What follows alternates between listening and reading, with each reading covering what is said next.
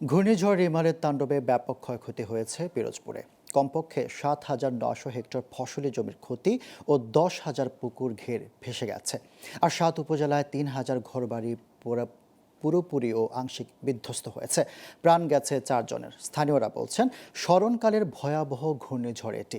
এই ঘূর্ণিঝড় কেড়ে নিয়েছে অসংখ্য মানুষের একমাত্র আশ্রয়, নিঃস্ব হয়েছে অনেকেই।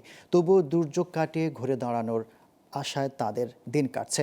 পিরোজপুর থেকে জোবায়ের আল মামুনের তথ্যচিত্রে ডেস্ক রিপোর্ট। ২০২৪ সালের ২৭ মে সোমবার। এই দিনটি হয়তো উপকূলবাসী মনে রাখবে বহুদিন। কেননা ১.৫ দশক আগে ২০০৭ সালের সিডরের আঘাত এখনও ভুলেনি তারা। এবারও ঘূর্ণিঝড় রিমালের তাণ্ডবে তছনছ উপকূল। আর টানা ২ দিনের বৃষ্টি ও ঝড়ে বিধ্বস্ত পুরো পিরোজপুর। টানা বৃষ্টিতে যে বন্যা হয়েছে তা স্মরণকালের মধ্যে ভয়াবহ, বলছেন স্থানীয় প্রবীণরা। তবুও দুর্যোগ কাটিয়ে ঘুরে দাঁড়ানোর আশায় নতুন করে তৈরি করছেন ঘরবাড়ি ও দোকানপাট। দক্ষিণে বাতাসে এককালে ধ্বংস সব পানিটা এই রাস্তাঘাট সম্পূর্ণ তলায় গেছে, দোকানপাটগুলো সব মরমরাই ভাঙে ছুটে যায়। সবই আমাকে সমিতির টাকা টোকা দিয়ে মানে ঘরগুলো তোলা। কোনো প্রকার কোনো মালামাল নামাইতে পারি নাই। এই ভেরিবারটা যদি অনেক সুন্দরভাবে একটু করে, তাহলে হয়তো মানুষগুলোর এত বড় ক্ষতি হতো না।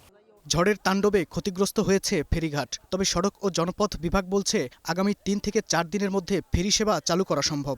আমরা ইতিমধ্যে কাজ শুরু করেছি। আমরা আশা করছি আগামী 2 থেকে 3 দিনের মধ্যে বড় মাছ ফেরিঘাট ব্যতীত বাকি সবগুলি ফেরিঘাটই সচল করতে সক্ষম হব।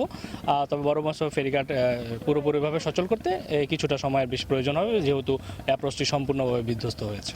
টানা বৃষ্টি ও অতিরিক্ত জোয়ারে কৃষি ও মৎস্য খাতে বেশ ক্ষতি হয়েছে বলে জানান জেলা কৃষি কর্মকর্তা। আর বিভিন্ন উদ্যোগ নেওয়ার কথা জানিয়েছে জেলা প্রশাসন। বেড়িবাঁধ, রাস্তাঘাট যেগুলো পানির নিচে ছিল কিছুটা ক্ষতিগ্রস্ত হয়েছে। আমরা সকলে মিলেই প্রাথমিক ক্ষয়ক্ষতি নিরসনের চেষ্টা করছি। প্রচুর গাছপালা ভেঙে গিয়েছে। গাছপালাগুলো অপসারণ করে রাস্তাঘাট সব যোগাযোগ ব্যবস্থা, ইতিমধ্যেই যোগাযোগ ব্যবস্থাকে আমরা ঠিক করতে পেরেছি। আমাদের ২৯,০০০ কৃষক ক্ষতিগ্রস্ত হয়েছে এবং জমির পরিমাণ ৭,৯০০ হেক্টর জমি, এবং এতে যে ফসলের উৎপাদন হতো আমরা সেটি নিরূপণ করেছি। প্রায় ৮৮ কোটি টাকার ক্ষয়ক্ষতি আমাদের হয়েছে।